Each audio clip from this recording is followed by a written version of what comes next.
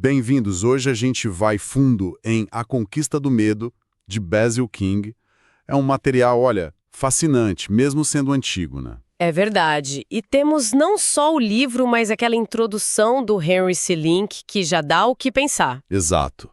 E assim, não é um manual de autoajuda, né? É mais uma filosofia de vida, bem espiritual, batendo de frente com o nosso jeito materialista de ver as coisas. Totalmente. A nossa ideia aqui é destrinchar o pensamento do King sobre esse medo que parece que está em todo lugar, sabe? E como ele propõe superar isso. E isso veio de uma experiência bem radical dele, né? Inclusive, quase ficando cego. Pois é, ele meio que reinventa o que chama de princípio vital e até a ideia de Deus. O objetivo é dar uma sacudida em como a gente encara nossas neuras, pequenas e grandes. Vamos nessa. Então o King já começa mandando a real. O medo tá aí, sempre esteve. Desde criança, sabe? Medo do escuro, da escola. Até a vida adulta, preocupação com grana, trabalho, saúde, o futuro. Ele diz que quase ninguém escapa, né, de viver com alguma pontinha de receio. É impressionante como isso bate hoje. E a introdução do Link já joga uma luz diferente nisso, né? Joga. A Link aponta que a gente hoje em dia foca muito em eliminar as causas do medo lá fora. Tipo, consertar o mundo material. Em vez de fortalecer por dentro, né? Exato. Em vez de desenvolver a força interna, espiritual para conquistar o medo, a gente busca mais o conforto físico-material. É só pensar, né? Anestesia para dor, vacina para doença, remédio para acalmar. E Link menciona até coisas mais pesadas da época, tipo lobotomia, que era literalmente destruir o medo fisicamente no cérebro. Que loucura. Ele até conta uma história engraçada, né? Que depois de escrever sobre como se fortalecer por dentro... Um monte de gente escreveu para ele perguntando onde fazia a tal cirurgia no cérebro que ele tinha citado como o oposto do que ele defendia. Mostra bem essa mentalidade. Mostra mesmo. E essa dependência do externo pro Link vira uma cilada.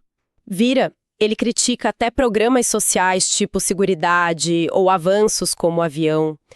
A intenção é boa, tirar o medo da pobreza, do desemprego, de viajar. Mas acaba criando outras inseguranças, ou pior, né? O avião vira arma de guerra. Pois é. O ponto central do Link, preparando o terreno para o King, é esse.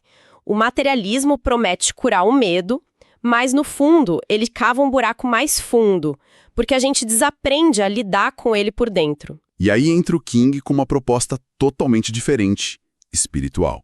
Exatamente. E essa virada do King aconteceu num momento de crise total lá em Versalhes. Sozinho, doente, quase cego. Imagina o desespero, ele se via numa encruzilhada, ou eu dou um jeito nisso, ou eu sou engolido. E se entregar parecia, sei lá, indigno para ele. Foi aí que ele desenterrou uma ideia antiga da infância sobre o tal princípio vital. Certo. O que seria isso exatamente? Ele descreve como uma força que está na própria vida, sabe? Aquela capacidade incrível que a vida tem de se adaptar, de superar obstáculos que a gente vê na evolução das espécies por milhões de anos. Ah, entendi. Não é algo místico, distante. Não, é uma força que ele acredita que está ativa aqui, agora, dentro da gente, impulsionando para frente para o crescimento. Tá, mas como essa força vital se liga com o medo humano? Essa ansiedade que trava a gente? Então, a sacada do King é que esse medo nosso, a preocupação, ficar pensando no pior, é meio que um efeito colateral da nossa inteligência, da razão, da memória, da imaginação. A gente evoluiu, mas ganhou esse brinde de ficar sofrendo por antecipação. Basicamente isso, os animais sentem o terror ali na hora, mas não ficam remoendo como a gente, né? Faz sentido. E aí vem a parte que vira o jogo no pensamento dele. Exato. A ideia de que as dificuldades não são só parte da vida, elas são necessárias. O medo, nesse jeito de ver, vira um chamado. Um chamado, como assim? Um estímulo para acordar essa força vital que está lá meio adormecida. O princípio vital tem em si um princípio de conquista. Então a luta é superar as coisas. Não é o que atrapalha a felicidade. É a própria felicidade. A felicidade que satisfaz de verdade, sabe? Aquela sensação de ter lutado e vencido. Caramba, isso muda tudo. Em vez de fugir do problema... Você vê ele como o combustível que liga o motor dessa força vital. E o mais interessante, ele diz que em nós, humanos conscientes, essa força é ainda mais potente. Por quê? Porque a gente pode escolher colaborar com ela. A necessidade e o desafio é o que bota ela para funcionar. E segundo King, ela sempre acha um jeito. Nunca falha. E ele sentiu isso na pele, né? Sentiu. Ele conta que no momento em que parou de se acovardar, de alimentar o medo da cegueira, ele sentiu essa força agir. A percepção dele mudou completamente. O mundo deixou de ser ameaçador. Passou a ver como um sistema de cooperação, de amizade. A atitude virou a chave. Esse é o seu desafio. Encare com coragem. E ele descobriu que forças inesperadas apareceram para ajudar. Essa confiança toda no princípio vital acaba levando ele para a questão de Deus, né? Inevitavelmente. Ele admite que a imagem que ele tinha antes, tradicional, aqueles 3 homens em tronos julgando... O Deus encaixotado, como ele chama? Isso, não ajudava em nada na hora do aperto, na hora do medo real. Era um conceito distante, frio. E qual foi a descoberta dele, então? A de um Deus que é presença, universal, que está em tudo. É pensamento, amor, poder, mas acessível aqui e agora, não lá longe. Tipo, não precisa definir tanto, né? Ele cita alguém sobre isso. Joubert, conhecemos Deus facilmente desde que não nos sintamos obrigados a defini-lo. É sair das caixinhas, das doutrinas rígidas, como a Trindade, que para ele limitavam o ilimitado. O foco vira a experiência, não o dogma. E como ter essa experiência? Ficar meditando o dia todo? Não, é mais simples e ao mesmo tempo profundo. É treinar o olhar, treinar a mente para reconhecer Deus nas coisas boas, bonitas do dia a dia. Ah, tipo... Na luz do sol, numa paisagem bonita, num gesto de carinho, na ordem das coisas. É criar o hábito de pensar, olha, isso é Deus se expressando. Não só procurar Deus no mistério ou na dor. Entendi. Mudar a lente mesmo. E isso levou ele a reler umas palavras religiosas importantes, né? Sim, tipo metanoia. A gente traduz como arrependimento, né? Mas ele entende como uma mudança de mente, uma virada de chave na perspectiva. Menos culpa, mais reorientação. E a salvação sotéria. Ele vê como um retorno seguro, simples, uma libertação direta. Não aquele esquema complicado de pecado e redenção que às vezes assusta mais do que salva. É simplificar para empoderar. Tem outro ponto de virada que ele conta, né? Um encontro com alguém. Sim, um homem que trouxe clareza em 3 pontos cruciais para ele. Primeiro, nós somos agentes de Deus. E quando a gente para de querer controlar tudo e confia... Ele assume a responsabilidade. Interessante. E o segundo? Que os outros também são agentes de Deus. Então aquela coisa de ficar desconfiando, vendo hostilidade em tudo, não faz sentido, é contraproducente. E o terceiro ponto era sobre a suspeita. Isso, que a suspeita só atrai coisa ruim. A segurança de verdade vem de confiar que tem uma direção maior guiando tudo. E ele disse que isso funcionou na prática, né? Que as coisas se ajeitaram. Foi o que ele relatou. Mal-entendidos se resolveram sozinhos em 48 horas, o trabalho dele começou a fluir como nunca. A lição para ele foi: confiança não é forçar a barra para acreditar. É saber, com calma, que tem uma inteligência maior cuidando de tudo para o bem geral. É poder relaxar nisso, descansar em Deus. Com essa base mais sólida, ele começa a encarar de frente alguns medos bem específicos. E um deles é pesado. O medo da vontade de Deus. Pois é, muita gente tem isso, né? Aquele medo de que Deus quer que a gente sofra, que Ele manda provações, tira o que a gente gosta. King critica essa imagem. O tal Deus caucasiano, né? Que parece um estraga-prazeres cósmico. Exato. Ele bate forte nisso. Diz que o Deus que ele encontrou é pura generosidade, não é mesquinho. O sofrimento não vem de Deus. Vem de onde, então? De outras fontes. Primeiro, do mundo material, que a gente ainda não domina direito. Segundo, do mundo dos homens, quer dizer, da nossa própria selvageria uns com os outros. E terceiro... De nós mesmos? De nós mesmos. Nossos pensamentos, nossas limitações. A grande tarefa é absolver Deus. Tirar dele essa culpa que a gente projeta. Ele até dá uma viajada na ideia da matéria ser meio que uma construção mental, né? Ligando consciência e milagres. Sim, Ele flerta com essa ideia de que a gente tem um poder latente de influenciar a realidade física com a mente, com o espírito. Os milagres seriam demonstrações disso. E o sofrimento que vem dos outros? Briga, oposição, ataque. Aí Kang é bem realista, quase estoico. Ele fala, olha, a gente ainda é meio bicho, coletivamente falando. Então é de se esperar atrito. Não adianta ficar de mimimi. É, mais ou menos isso. A questão é, como você usa essa experiência? Para ficar amarga, ressentida ou para fortalecer a sua fibra interior? Ele cita até uma passagem bíblica que o ajudou. Suportas as aflições. É treino. Faz sentido.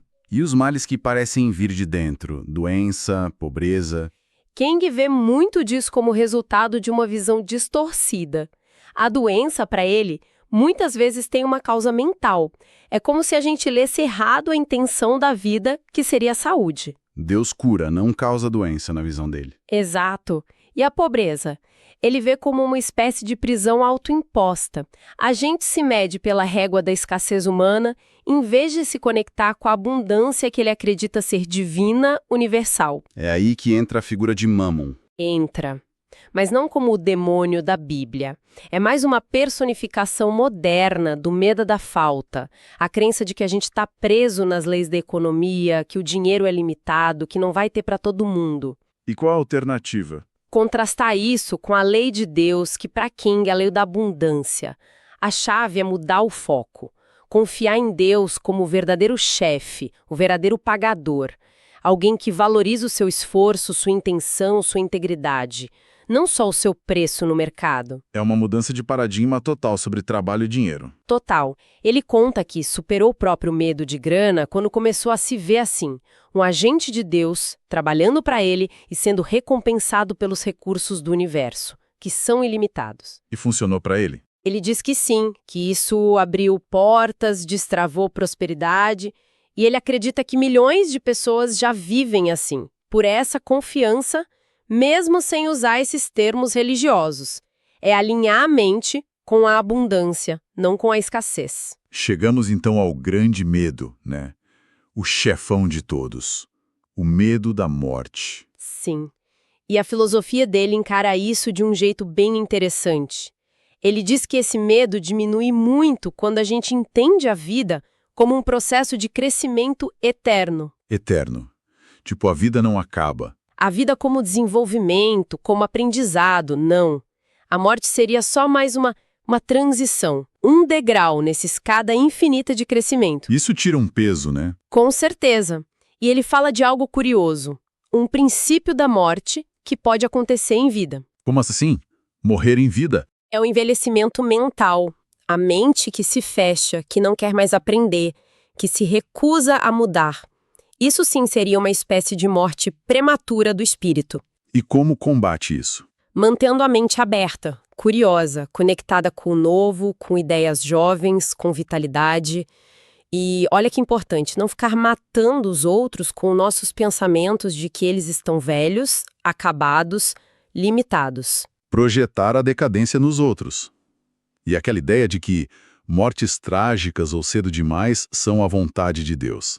King desafia isso frontalmente. Ele acha que isso é mais resultado dos nossos erros como sociedade, da nossa ignorância, de injustiças. Tipo falta de recurso para tratar uma doença ou uma epidemia que poderia ser contida. Exato. Ele dá exemplos históricos. A culpa não é de Deus. De novo, é preciso absolver Deus. Isso traz um consolo real, ele argumenta. Tira aquele peso da revolta contra o divino. Ele fala de um tempo determinado? Sim. Mas não medido em anos de relógio. É mais pela experiência que a gente veio adquirir naquela fase da vida. Uma morte prematura seria, então, uma perda dessa experiência programada. E os milagres de ressurreição na Bíblia? Para King, eles apontam para uma possibilidade que a gente ainda não domina. Um poder espiritual de corrigir, de talvez até retornar, se fosse necessário para o aprendizado. É uma ideia ousada, ele admite. Então, amarrando tudo. Morte é passagem, não fim. Castigo é consequência, não vingança. E tem a diferença entre retidão e moralidade, né? Isso é crucial. Retidão para ele é a direção geral da vida, o alinhamento com o bem, com Deus. É a intenção do coração. Moralidade são os códigos sociais, o que é certo e errado em cada cultura, e isso muda. O foco dele é na retidão, na trajetória interna. E no fim das contas, tudo isso volta para a ideia de Vitalidade. Ele amarra tudo com aquela frase de Jesus: eu vim para que tenham vida e a tenham em abundância. O caminho para essa vida plena, resiliente, que supera o medo, é acessar aquele princípio vital lá do começo. conectar com essa força interior e com a confiança em Deus. Exatamente. É esse que dá força para encarar os trancos da vida, grandes ou pequenos. A jornada dele, que começou no fundo do poço, termina com que sensação? Ele resume em descanso calmo, confiança tranquila. É achar Deus na vida e ver a vida refletindo Deus de volta. Uma paz que vem de dentro para fora. Uau! Então, para recapitular a mensagem central do King, não adianta tentar eliminar o medo mexendo só no mundo lá fora, no material. Essa é a crítica do Link, né? A abordagem materialista falha. A verdadeira conquista vem de dentro, de uma transformação espiritual. Reconhecer essa força vital. Cultivar a relação com um Deus que é presença amorosa, abundante. Confiar na direção dele e ver os desafios até a morte como parte do show, parte do crescimento. Exatamente, uma mudança radical de perspectiva. E para a gente pensar, fica uma provocação que está ali nas entrelinhas, né? Qual seria? King insiste muito no esforço individual. Ele diz, eu tenho que fazer a minha parte. Não importa o que os outros pensem ou façam. No mundo hoje tão conectado, com tanta ansiedade coletiva, tanta pressão de grupo, Onde o medo e o materialismo parecem dominar tudo ao redor. o que significa, na prática, no dia a dia, cultivar essa força interior, essa confiança independente. Como a gente mantém essa postura espiritual meio lobo solitário no meio dessa manada de medo? Boa pergunta. Fica aí pra gente refletir. É um desafio e tanto manter essa independência interna hoje. Com certeza. Olha, foi ótima essa nossa conversa sobre as ideias do Basil King. Agradecemos a quem nos acompanhou. Valeu, pessoal! Até a próxima.